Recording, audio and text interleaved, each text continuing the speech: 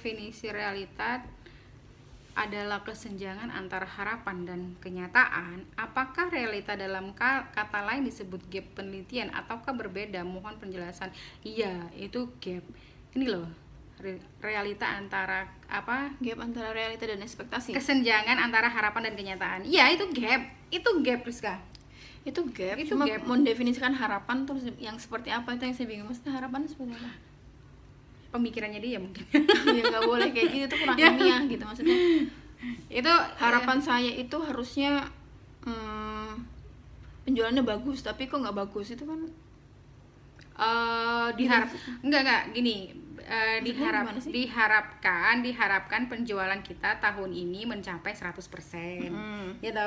Ternyata cuma nyampe 50%. Itu bisa kalau di perusahaan ada biasanya. Itu makanya mau diteliti sama tim risetnya, itu kan. Enggak, biasanya kan akhir tahun itu ada apa goal gitu ya. Terus kemudian goal itu kan ya sama dengan ekspektasi, tapi ya itu data itu maksudnya itu memang sesuatu hal yang udah mereka rencanakan. Oh, saya pengennya segini gitu, tapi hasilnya berapa Ya. Jadi bukan angan-angan aja, tapi itu bisa dijadikan penelitian. Bisa. Itu bisa dijadikan penelitian. Ya, kesenjangan antara harapan dan kenyataan. Oke. Saya mau tanya. Penelitian terdahulu lalu dibuat gapnya. Jadi begini Bu, misalnya berdasarkan penelitian yang dilakukan oleh si A, harga berpengaruh positif terhadap penjualan. Si B juga mengatakan harga berpengaruh positif terhadap kinerja penjualan. Sedangkan si C mengatakan harga tidak berpengaruh terhadap. Apakah ini termasuk fenomena gap ya Bu? Iya. Jadi masalahnya di mana ya? Saya yang baca artikel kan dia. itu research gap. Research gap ya. Research gapnya itu, celahnya itu udah ada, ini sudah tak jelasin itu di video, jadi nggak perlu dibahas lagi ya. Itu ada di video ya, celahnya si A, si B, si C beda. Langsung lagi ke Ana Tabuyung 17. Assalamualaikum Kak, izin bertanya, yang dimaksud artikel tujuan itu seperti apa ya? Artikel acuan kali ya. Iya nggak sih? Artikel acuan. Apa jurnal atau skripsi sebelumnya termasuk artikel acuan juga? Apa jurnal atau skripsi? Oh, oke, baik. Intinya apa yang disebut dengan artikel acuan? Terus skripsi itu bisa disebut dengan artikel acuan nggak sih? Kita jawab dulu ya. Kalau dari saya, artikel acuan itu buat saya adalah artikel yang menjadi data basic ya, juga buat saya dalam meneliti. Misalnya saya mau ngambil terkait tentang warung kopi yang ada di Surabaya gitu ya. Oh, penelitian dahulu yang sudah bahas terkait dengan warung kopi itu siapa aja ya, saya search itu ya, saya dapat nih artikelnya, itu namanya artikel acuan. Dan variabel-variabelnya aku ambil dari situ, itu artikel acuan. Karena artikel acuan itu yang melatar belakangi apa ya, kok bukan melatar belakangi, menjadi dasar acuan kita nanti bisa berargumentasi dan juga melakukan penelitian. Itu kalau dari saya. Dan skripsi itu juga termasuk artikel acuan juga. Nah, artikel acuan kalian bisa didapatkan dari penelitian sebelumnya. Artikel mesti tak jelasin dulu perbedaan jurnal dan artikel ya. Perbedaan jurnal dan artikel sudah ada di video sebelumnya. Nanti bisa dilihat ya. Skripsi itu juga bisa dijadikan artikel acuan. Silakan Bu Rizka. Artikel yang dijadikan acuan, jadi biasanya nih kalau contohnya saya dulu waktu ngerjain skripsi, jadi saya punya satu folder yang isinya itu artikel-artikel yang dengan objek yang serupa, dengan variabel yang serupa, dengan biasanya masalah yang kurang lebih serupa. Nah, biasanya di situ udah tuh, contohnya ada 10-20 artikel terus di situ. Terus kemudian biasanya saya akan membuat satu folder lagi yang benar-benar ini yang paling deket sama penelitian saya gitu. Bisa dari 2, bisa 3. Dari 20 jadi 10, dari 10 jadi 5. Nah, di situ yang biasanya kita banyak ngambil variabelnya, argumennya dan sebagainya. Itu nanti yang bisa nanti ketika kita hipotesis, kita itu mengarah ke situ, mengarah ke artikel itu. Jadi kita pengambilan hipotesisnya lebih ke situ. Hubungan antar variabel biasanya nanti. Nah, terus yang membedakan penelitian kita dengan yang itu apa? Ya kan kita meramu ini, penelitian ini tak gabung sama penelitian ini, tak baca ini. Semua orang punya ramuan beda-beda. Nah gitu, itu yang akan bisa membedakan. Jadi jangan takut nanti jadinya sama persis. Ya enggak boleh sama persis. Kita harus cari pembedanya juga. Oke.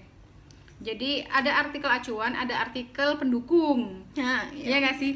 Artikel acuan itu biasanya adalah artikel yang benar-benar jadi basic dari penelitiannya kalian gitu ya. Tapi kalau artikel pendukung itu beberapa artikel yang bisa menyumbang beberapa teori-teori di dalamnya, masukan-masukan gitu, tambahan argumentasi itu ya.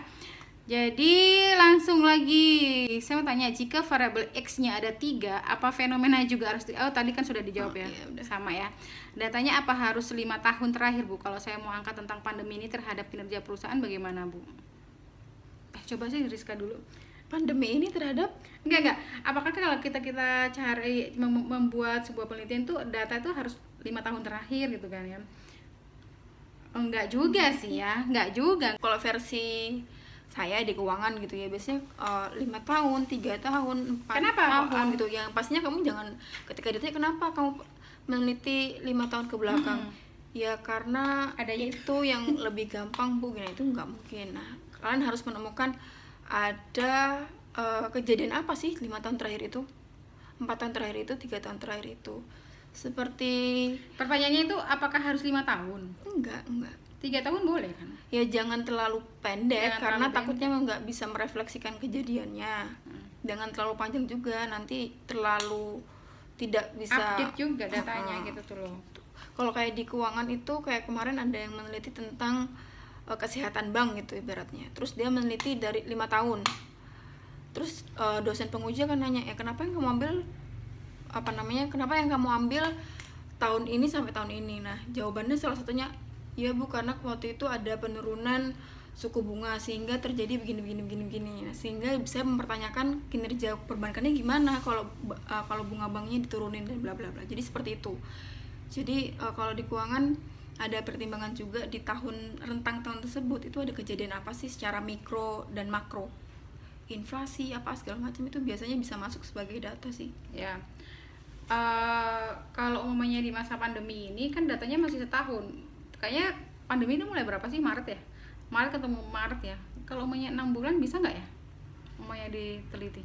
Biasanya kalau pandemi itu ini before, sebelum dan sesudah.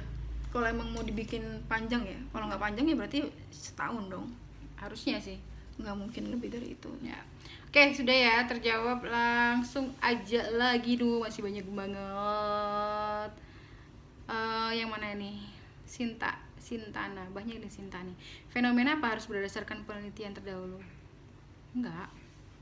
Fenomena itu, ini udah tak jawab juga sih. Pokoknya fenomena itu apakah harus berdasarkan penelitian terdahulu? Fenomena itu apa yang kalian lihat di sekitar kalian, terus dikuatkan dengan artikel-artikel penelitian sebelumnya, begitu.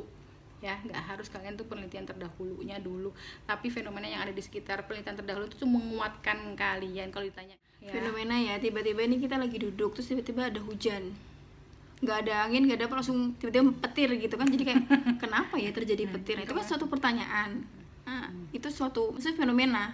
Itu fenomena. Ini suatu yang Kamu biasanya cari wajar-wajar aja nih, tiba-tiba boom. Mungkin penelitian terdahulu yang dimaksudnya adalah artikel-artikelnya yang mendukung. Apa sih? Ya kayak gini nih. Nah, kayak gitu tuh loh. Kenapa ya kok ada yang makanya dicari artikelnya untuk menguatkan saja. Intinya kalau artikel tuh buat apa? Untuk menguatkan. Ada nggak ya penelitian terdahulu Iya, hujan itu datang bisa tiba-tiba gitu.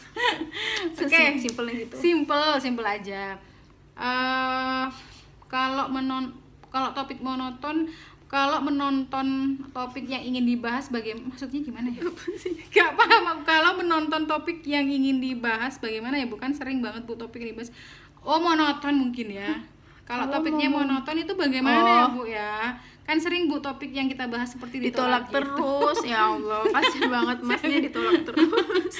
Kalau aku sih, makanya kalau saya sih banyakin baca referensi di jurnal-jurnal baik internasional maupun nasional. Itu di situ banyak referensi ide-ide baru. Kalau aku sih.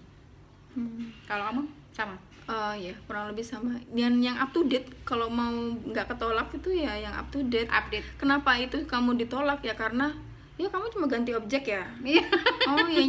X-nya sama, Y-nya sama. Waduh, kayak itu. Jadi ya kamu harus kurang baca. Inovasi apa kek? Modifikasi lah ya. Dimodifikasi semangat ya. Monoton mulu. Yang monoton ditolak. Itu aja dari kami berdua, semoga bermanfaat dan sampai jumpa. Assalamualaikum, sampai jumpa. Waalaikumsalam, see you. See you.